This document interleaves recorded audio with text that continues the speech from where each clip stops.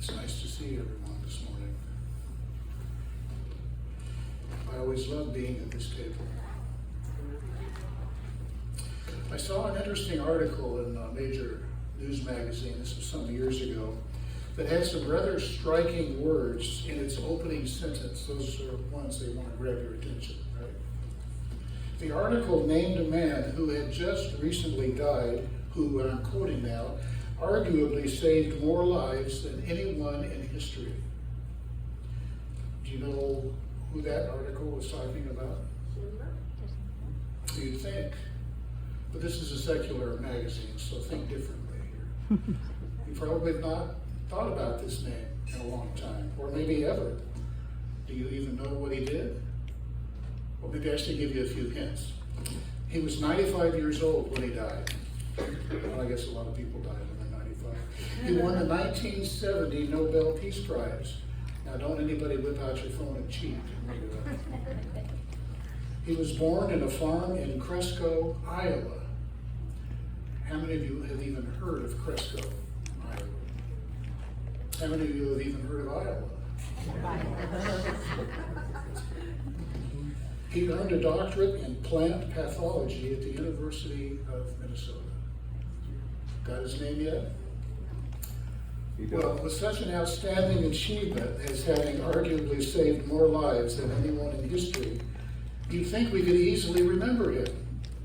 Well, let me tell you what this man accomplished. He developed superior crop strains that enabled much of the world to feed itself. For example, in 1944, he joined a team assembled by the Rockefeller Foundation at the request of the Mexican government. That's back when I guess we were on friendlier terms. They needed help to increase their wheat production. See, in 1939 and 1942, Mexico's wheat harvest had been devastated by stem rust, an airborne virus. So this man crossbred wheat strains from around the world, a process he called mind-warpingly tedious. In the process, he countered Mexican wheat's tendency to grow so tall the stalks would fall over by crossing it with a dwarf Japanese variety. But by 1948, Mexico, which had been importing half its wheat before this man arrived, was growing enough to fully meet its own needs. His pioneering work was soon applied to corn, rice, and other crops, which brought agricultural self-sufficiency to many developing nations.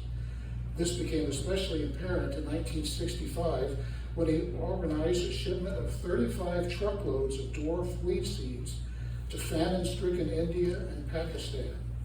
The new crop was a success, and by 1968, Pakistan was self-sufficient in food production. India joined it in 1974.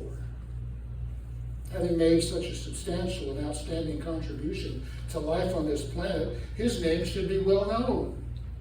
But you probably don't know it. Maybe I've kept you waiting long enough. I bet you when I give it to you, it still won't ring a bell. Norman Borlaug is his name. And he is perhaps the most important man you never knew. Well, maybe we don't remember him because he never had a fitting monument. And monuments, you think of like the Washington Monument or Lincoln Memorial, a fitting monument doesn't have to be large, doesn't have to be huge works of stone or steel to do their job. I brought a couple of monuments with me this morning. They're rather small, actually. I have here a belt buckle with the initials SJC on it, and a little pocket knife. This was my grandfather's last pocket knife. He never left the house without a knife in his pocket. That was my grandfather on my mother's side. This SJC stood for Southern Junior College, now known as Southern Adventist University. That's how long ago this belt buckle was being used. My grandmother also gave me one of those little brushes, that you would rustle up the soap with and put on your face to shave. Couldn't put my hands on it this morning, but I knew right where these were. I keep them in a specific place in my desk drawer, or my dresser drawer. And every so often when I'm fishing for something in there, my hand will run across them and I'll pull them out and take a look at them. Whenever I look at or hold these little monuments, they transport me to another day in time. And when that happens, these feelings wash over me that I can't explain, except that maybe you've had similar experiences like that. When I think of this knife, I think of the time that my grandfather got me my first knife, and he was the manager of the broom shop at Collegedale for many years. And when we would visit there during the summertime, I would go with him to the shop, and he taught me how to pick brooms. That's where you cut off all the extra strings after the big mechanical stitchers had put them together, or you'd cut out the bad pieces of corn that got put in there. So I learned a lot about using a knife, but I learned that from him. First time I saw him with his knife was when he took me in a walk in the woods behind his house. And he rummaged around until he found a stick that he thought was just right. Turned out it was a little hickory stick. He brought it back to the house and we'd sit on the back porch together, and he'd whip out the knife and open it up and he'd start cutting and whittling. And before long I had a hickory whistle, custom made by my grandfather. And I think of that every time I hold this. I remember the big brush piles that he would allow to build up over next to his garden, so that when we would come to visit, we would have a huge bonfire there. And we'd roast marshmallows and big franks. You could do linkheads, but we were a big franks family. We liked it better. And oh, we had a great time. And we loved to roll down the big hill in front of his house, his property there in Tennessee on Appleton Pike on the way to Collegedale. Had to watch out for the big trees, but there was plenty of room to roll. And then about dusk every day, the fireflies would come out. And we spend our time catching as many as we could and putting them in a glass jar that we could watch for hours.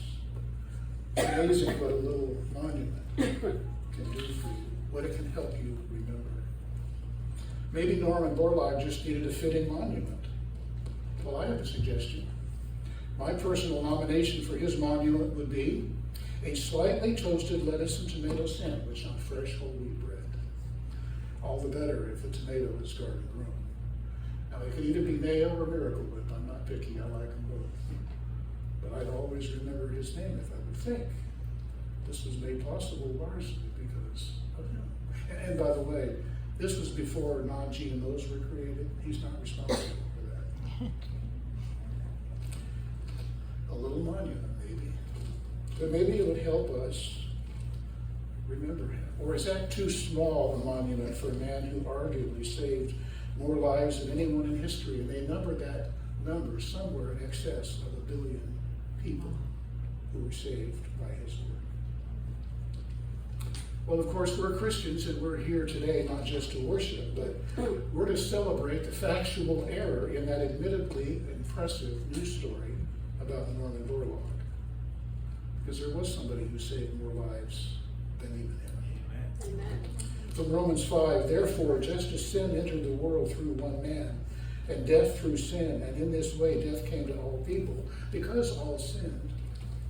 But the gift is not like the trespass, for if the many died by the trespass of the one man, how much more did God's grace and the gift that came by the grace of the one man, Jesus Christ, overflow to the many? Nor can the gift of God be compared with the result of one man's sin. The judgment followed one sin and brought condemnation, but the gift followed many trespasses and brought justification. For if by the trespass of the one man death reigned through that one man, how much more will those who receive God's abundant provision of grace and of the gift of righteousness reign in life through the one man, Jesus Christ? Consequently, just as one trespass resulted in condemnation for all people, so also one righteous act resulted in justification and life for all people. For just as through the obedience of the one man, the many were made sinners, so also through the obedience of the one man, the many will be made righteous. Now, as Jesus was getting in a few last words and a few last moments, with his disciples before the act that would unarguably save more lives than anyone else in history. Jesus probably began to feel like most any of us would feel when we think our time is growing short. We'd wonder how soon we might be forgotten. Well, Jesus took the time to set up his own memorial, his own monument, if you will, so we wouldn't forget. Now, these emblems, though small, simple, inexpensive, and so easily destructible, have remarkable power over those who believe that God himself took responsibility for our sin. That's why our communion services have a decidedly quiet and slower pace. These emblems are so powerful that you need a little time to let their significance grab you for a while, stop you in your tracks, and allow you to realize just how marvelous is your salvation and at what price you have received it. I don't know what you think when you hold this tiny piece of crusty bread you're about to get, or that small plastic cup of juice that you'll be handed, besides hoping against hope that you won't spill it. But lots of things go through my mind. When I hold the bread, I'm in awe. He would make himself so vulnerable to hurt and suffering and brokenness. I'm angered by the unfairness of it all. Innocence should be rewarded by loving treatment, not whips and beatings and mocking and thorn piercing and suffering and naked humiliation. To think that someone would take my place, that's not right. I'm the one that deserves this treatment. And I'm struck by my utter unworthiness to have received his grace. It's very easy, to start listing my mistakes and my shortcomings whenever I hold this monument of bread, pinched carefully between my slightly sweating and slightly shaking fingers. Funny thing is, though, I don't really ever get very deep into my list, though it's very long. See, when my mind puts its focus on my mistakes, when I am here doing this, I receive another grace. A grace that is part of the power of this tiny, simple, easily destructible monument. Somehow grace breaks through again, and my heart receives the very real impression that my mistakes are not where he wants my mind and heart to be right now at this moment. He wants me to use the memorial, to have it transport me somewhere else. Now, not even these emblems of remembrance can transport us to a time and circumstance that we can personally relive, and we can't certainly walk the mean streets of Jerusalem on that dreadful day when by his stripes we were healed. We can't relive an experience we didn't have. But that's not what he intended anyway. It's much more simple and much more profound. Author Alistair McGrath shared the following story about one of his family members who had passed away to illustrate how we can know that God loves us. He said, an aunt of mine died some time ago, having lived to be 80 or so. That's not as old sounding as it used to. She had never married. During the course of clearing out her possessions, we came across a battered old photograph of a young man. My aunt had, it turned out, fallen hopelessly in love as a young girl, but it somehow ended tragically. She never loved anyone else and kept a photograph of the man she had loved for the remainder of her life. Why? Partly to remind herself that she had once been loved by someone. And as she had grown old, she knew that she would have the difficulty believing that at one point in her life, so she really had meant someone. She really had meant something to someone. That someone had once cared for her and regarded her as his everything. It could all have seemed a dream, an illusion, something she had invented in her old age to console her in her declining years, except that photograph gave reality to it. It reminded her that it had not been invented. She really loved someone once and was loved in return. This photograph was her sole link to a world in which she was valued. So I repeat for you now the words from the scripture this morning. Paul says to the Ephesians, I pray that out of his glorious riches he may strengthen you with power through his Spirit in your inner being, so that Christ may dwell in your hearts through faith. And I pray that you, being rooted and established in love, may have power together with all the Lord's holy people to grasp how wide and long and high and deep is the love of Christ. I'll finish with this one story. Years ago, a newscaster reported about the big Vietnam Veterans Parade in Chicago. Part of the commemoration was a mobile version of the Vietnam Memorial Wall. Like the original, it bore the names of all the soldiers who died in Vietnam. One newscaster asked a vet why he had come all the way to Chicago to visit this memorial and to participate in the parade. The soldier looked straight into the face of the reporter, and with tears flowing down his face, he said, because of this man right here. He pointed as he talked to the name of a friend that was etched in the wall. As he spoke, he began to trace the letters of his friend's name. The soldier continued to answer the reporter by saying, this man right here gave his life for me. He gave his life for me.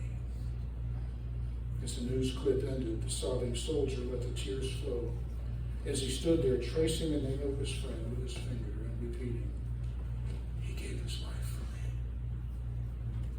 He gave his life for me. As you hold the emblems in just a few moments, please allow yourself to say those same words. He gave his life for me. He gave his life for me. To give you a head start, we're going to play you a song right now.